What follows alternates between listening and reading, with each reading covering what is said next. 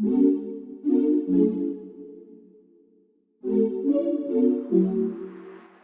Bikeman. I got a decent way into writing the script when I had to read over it and I thought something just isn't hitting quite right. And the reason I was telling myself that is that Conor Benn before this video was just another fairly standard boxing guy. Just another matchroom prospect who was fighting on Joshua undercards and the guy you'd occasionally start to see on a toe-to-toe podcast. Of course he had that Benn name which obviously set him apart from the rest, but because I was born in '97 I didn't really grow up in the Nigel Benn era, and so that surname didn't exactly get him too far in my books. You might then ask why I'm doing a video on him at all, and to be honest I actually don't have a good answer. I tend to make my videos on guys who go a bit under the radar. I'm never going to be the guy who's going to make a video on Floyd Mayweather with a title like the 1000 IQ boxer no one else could beat with fire emojis sprinkled round. That's just not me.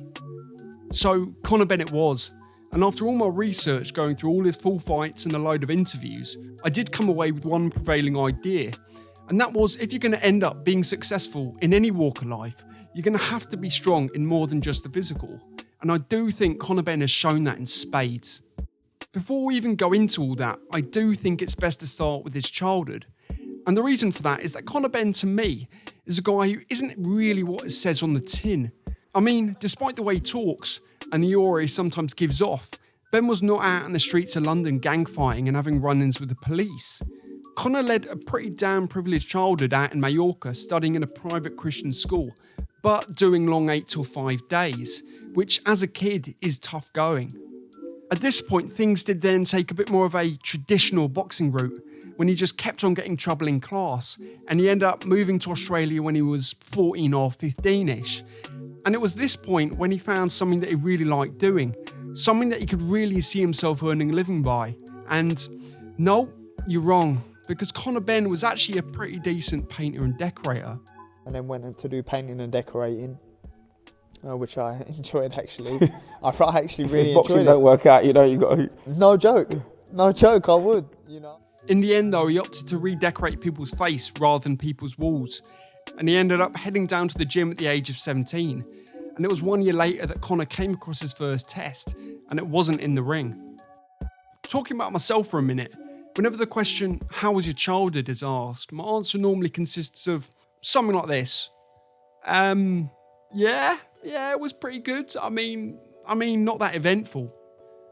My autobiography isn't exactly going to be flying off the shelves anytime soon, I know. But my parents did everything right in my childhood, and I'm really thankful for that. I never went birthdays without presents or dinners without food, and a big part of that was my dad. I never really idolised my dad in a way that some kids do, but he was always there for me when I needed him, and to be honest, he still is. And it was only really when I was turning 17, 18ish, did I really look back and realise just how lucky I was, because my childhood was not the norm for a lot of kids growing up. I bring all that up because Conor was a guy who idolised his dad. Nigel was a full-on celeb back in Britain, and can you imagine having a dad who was driving Cadillacs and Bentleys picking you up at school? It must have been crazy.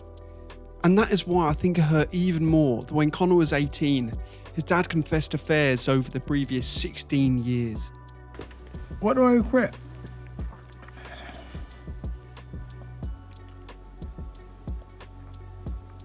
I think really being unfaithful to my wife. Me and my dad kept clashing because my dad confessed 16 years of affairs to my mum, and that affected me as a kid. You know, when your dad's your hero and you know someone you really look up to and you love. I was like, how could you do that to me? Yeah. How could you do that to my family? I mean, 16 years. I can't even comprehend that timescale for that sort of a lie. I mean, you'd surely just end up not believing anything the guy says at that point. To hold on to that for so long, I really don't think I can say much more than that. Nigel did then end up moving out of the house for a year to head back and live with the pastors in Spain. And for Conor, I think that betrayal hits even harder. Because as I said before, Conor really did idolise his dad. Nigel was that Superman figure who could always open that jam jar. And so now you've got an 18-year-old Conor heading up a family with a load of siblings and a single mum. A family that's still reeling from the 16 years worth of lies and deceit that Nigel had on his hands. And it's here that you start to realise where that groundedness and lack of bullshit comes from. Because despite having a more than privileged upbringing, Conor did not have it easy as a kid, if not physically tough, mentally. You don't need to be out in the streets with knives and guns in order to be hard. And I find it almost funny that despite how Conor looks with all his tats, I do think the things that have actually held him together in the ring are all the mental challenges he's been through in his life. And that's not to say that this guy came out at 18 years old like a fully fledged man, with one of those long beards that he strokes saying something like, "What is deep within will only appear when the time is right."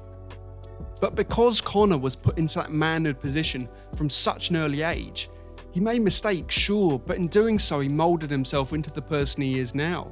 And ironically, it was a mistake that ended up bringing him and his dad back together. 3 months from his 18th birthday, Conor had a bit of a run-in with the law. He hasn't exactly gone into any more specifics than that. I get the impression he would have said if he wasn't embarrassed by it, so I won't look into it any further. But the crux of it is that he was looking to do 6 years.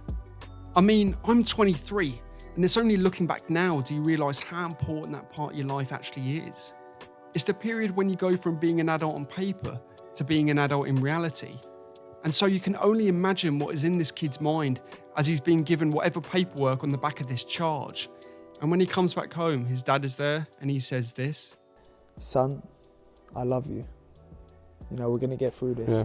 And then that was when everything broke. That was when everything had gone. I was like, yeah, like, 'cause I was a scared little boy who's got myself in some big trouble. You know, and my dad just said, "I love you, son. We're going to get through." I'm not really an emotional guy normally. Not like a hard man type, but more of a Chandler type, if you get me. But this really did hit me. The idea that you could fuck up so badly, but your dad is always going to be there to help pick up the pieces, no matter what vision you had of the guy beforehand. It did kind of touch me. And I think the reason it did is that Conor Benn tells things just straight. When I hear someone like AJ talk, I see a guy that has learnt to sell fights to the biggest audience possible, with a hint of the true person that actually appears in the ring.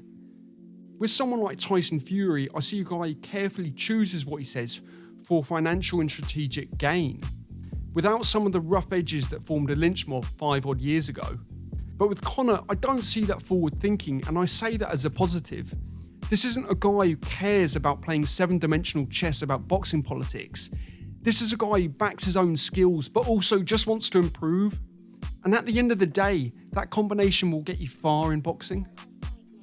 Think back to AJ in the run-up to the Ruiz fight. I mean, there are still loads of rumours about what happened to Joshua in the changing room for that fight. But it was also a guy who had one eye on a potential Wilder fight. And so, for whatever reason, this wasn't someone who had both eyes firmly set on the task at hand. And I do know that's easy for me to say, sitting behind a keyboard at 10:50 p.m. on a Saturday night. If someone said that if I do a great job at work next month, I might get paid 4 times as a bonus, you couldn't really blame me for browsing the Argos catalogue a bit, could you? But boxers aren't normal people, and what I really like about Conor Benn is that he is always dead set on the task at hand, whatever it is. I think the reason for that may be twofold, with the dominant factor being by far that Benn name. When you're constantly that guy who is compared to someone who is 25 odd years older than you are going to end up having a bit of a chip on your shoulder. I imagine you end up with the mentality of, some people are always going to doubt me, but if I knock them out clean, then they can't say shit. And I do get that vibe from the way he talks, that aura of take one fight at a time and just focus on what you can actually change. This isn't Chris Eubank Jr. like when Senior said that his son was going to be better than Floyd Mayweather. This is someone who is actually fairly humble about their own skills. And if a fighter doesn't get consumed by that kind of thinking, keeping both feet on the ground and being aware of your own limitations is a great mindset to have if you want to actually improve. I walked out the O2 at 18,000 people with about 20 amateur fights in a shed in Australia.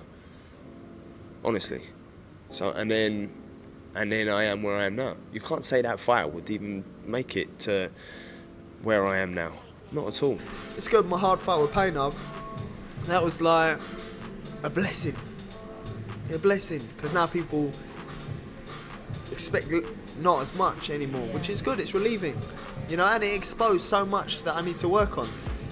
But countless fighters over the years, both past and present, have ended up believing their own hype, leading to a rude awakening down the line. Ben to me is what humble really is, confident but always willing to learn. And the second part of it is that he shuns social media. I really do have a lot to say about social media. Not all bad, but mostly bad. Put it like this, do you think you would be happier, healthier and more productive without social media? Most likely the answer to at least two of those is yes. And I know it is a cliche, and I also don't want to sound like I'm 67, but nowadays fighters are more active online than in the ring. Like, why is Gary Russell talking about fighting Devin Haney, a guy 2 weights above him, when he's fought 6 times in 6 years and hasn't even come close to unifying his own division? Maybe I'm a pensioner in a young person's body. I mean, have a look at my teapot. But I do think my point still stands.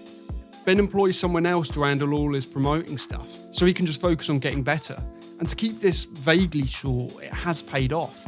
I remember when Ben came in and people were sceptical, as they always are. On a side note, I do think that a lot of boxing pundits tend to be a little too cautious about certain fighters. I get it, that you need to see a fighter go through levels before they're regarded as the real deal. But I think it takes a lot more courage for a pundit to go out on a limb and say, this guy can go all the way, as opposed to, he's still got plenty of holes in his game that he needs to fix. But Ben did what Ben does, focus on his own stuff and just simply improve.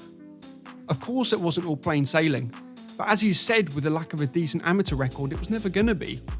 And despite Nigel living out in Australia, Conor himself seems so down to earth and dedicated that even though all his fights have been on Sky, he's not once got caught up with his own hype. And I think that is partly because that Ben name has always kind of hung over him in a negative way, always kind of kept him in check. And it's only really recently that people are buying into a next-gen Ben kind of thing. After the first Paynaud fight going the way it did, I do think fans did start to see Conor as a bit of a fan favourite, but not a guy who was going to go all the way. But personally, I saw the fight the same way Conor did. Was it a great technical performance? No, it wasn't. But what he did do is show the heart and fighting spirit that's required to go all the way. And let's be honest, at 21 or whatever age he was at the time, skill you can teach, but heart is innate. And fast forward to now, it really is amazing how the boxing public's opinion can change so quickly. People were almost laughing at the prospect of Ben calling out Josh Kelly previously. But like what I said before, I completely agree with Conor's take here. That is not to say that I think Kelly is bad, but I think if you're going to use that kind of a style, you need to have some insane athleticism in the vein of a Roy Jones or insane power like David Haye. And in a 12-round fight, when you're going to have Mexicans willing to take 2 to give 1, I don't think that style, with Josh Kelly using it, is going to work at the top level. But it is a great fight on paper, and I'd be very interested now, post the Formella fight, to see what the odds would be if that fight was actually made. Because it is just a great clash of styles, but also backstories. The top amateur touted for stardom with a flashy style to boot versus the aggressive, down-to-earth hard man with a chip on his shoulder. It is a great fight, and I hope we see it down the line. But focusing on just Ben again, this is a guy who is a great role model, not just for boxers, but for young men everywhere. This is someone who chose a path in life that may result in him always being seen as the number 2, being in the shadow of someone greater. And he's also a guy who's had the strength to reject social media for the prospect of long-lasting improvements in skill. And to top it all off, he's remained truly grounded and dedicated in a way few boxers, let alone people, are. He may never reach boxing's top level, but Conor Benn is a guy that will go as far as his talent will allow him, and you can't really ask more than that.